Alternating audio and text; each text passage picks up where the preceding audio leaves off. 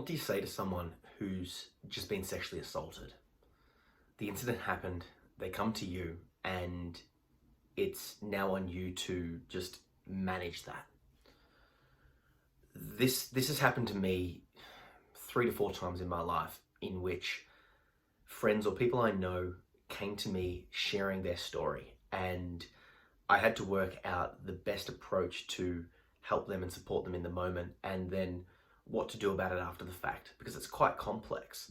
Obviously, you're dealing with the initial fear and the shock of the event, but then that person's also considering what it means for their social life.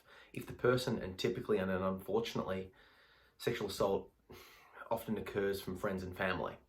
So if that's the case, they now have to consider, what does that mean for their social life? What does it mean for their family life? What will the people judge them for? They're thinking about the stigma that society puts on them, because although they didn't ask for it, although they didn't want it, they're going to get, or they think they will get blamed. They think that people will judge them for dressing a certain way or acting a certain way, when they feel like they should be able to act and do whatever they like without having things done to them in an unwanted sense. My initial reaction, and my personal response to this is, if I know the person, what if I know the person who did it? What if I know the person who did it and I know that this happened and they don't know that I know? There's a lot of complex stuff happening here. And the first suggestion is, go to your psychologist. For you personally, if you're the one that's being told this, make sure you've got a psychologist on board. Everyone should have one, and you just bring it up with them and say, hey, this happened over the weekend, this happened to my friend, and I need a debrief, and that's okay. Don't have to give names, but you need to talk through, because it will impact you, particularly if you know both parties. One thing that I've learned from my experiences dealing with this is that anger for me against the perpetrator doesn't help the victim. If someone hurts someone that I care about, my initial reaction is anger. It's like, well, how dare you? I want to hurt you now. But would me doing that act help the person, help the victim, help the person who was sexually assaulted? Probably not. They don't necessarily want me to do anything. They might just want me to listen, to hear. And even if they did want me to go hurt the person, realistically, what does that do? It puts me in jail, and it causes that person temporary pain. Doesn't seem like a good trade-off, because then they lose me, as well as dealing with all of these ramifications. There's a temptation to say that it'll be okay, you'll get past it. Having had experiences in my past of sexual assault done to me, there is a truth to that, in the sense that, time does heal, and if you take the steps, you go to therapy and all of that sort of stuff, you will feel better over time. But to say that you'll get over it, I can't necessarily say that's true, because it's potentially a significant impact. It's potentially something that could stick with you. And even if you do move on or heal, it still is a part of your story. What happened to me made me who I am now. It gave me the compassion to record this video, to release the books, to do all the stuff that I'm doing. So of course I'm impacted by it, right? Do I still ruminate on it? Does it still impact me? Not so much. So time does heal, but saying that in the moment is not what they want to know, or not what they want to hear, because it just happened, and it's poignantly emotional.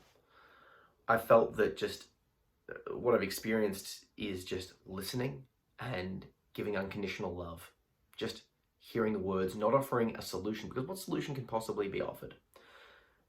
The caveat is that if it's a serious assault and the police are going to get involved, the sooner you report, the better, for evidential reasons. But if it's not that level of seriousness, but it still impacts, it's just listen. Give the person unconditional love. Give them a hug if that's appropriate. Ask them what you can do for them and do it. Okay, just be there.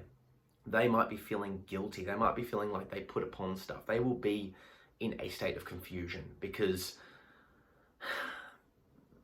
they may have wanted certain things and not other things. They may have felt that they should be able to have taken action sooner rather than later. They may have felt they brought it on themselves, or that this is what society is like, that all, insert the perpetrator's demographics are this way. Just listen and talk it through. But what I found is that I don't like to agree with their generalizations. Because if they're saying that all of X are X, all of these sort of people are, capable or will do this to me, that's not true.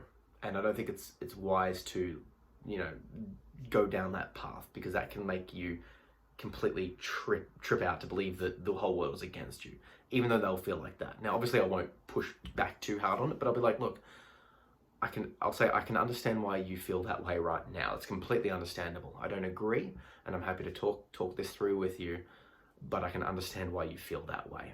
I'm trying to validate your feelings. Let's talk post. Obviously I said that you should see a therapist, and I would strongly suggest that the victim should as well.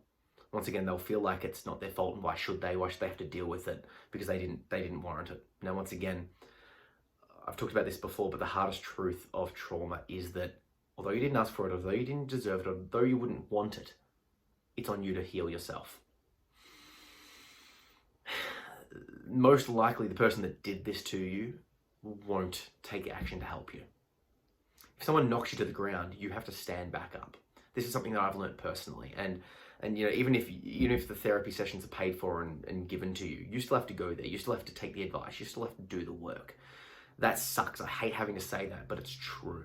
So after the event, a few days later, weeks later, whatever, say, hey, have you found yourself a therapist to talk to? Have you spoken to people? Do you want to talk to me more about it? Have you looked into the resources to support what happened? Because you've got to go down that path. You've got to take those steps to heal and to move on.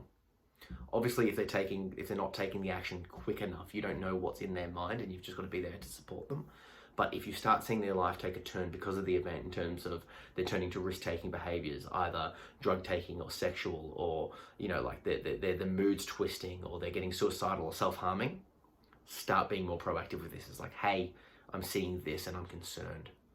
I will come with you. Let me help you. Yeah? If you've got a more specific example and you want me to talk it through, comment or personal message me directly on social at Zach P. Phillips, or email me, go to my website, zachary-phillips.com, and connect with me, and we can talk through the specifics of this. But look after yourself and look after the person, and just validate the feelings, yeah?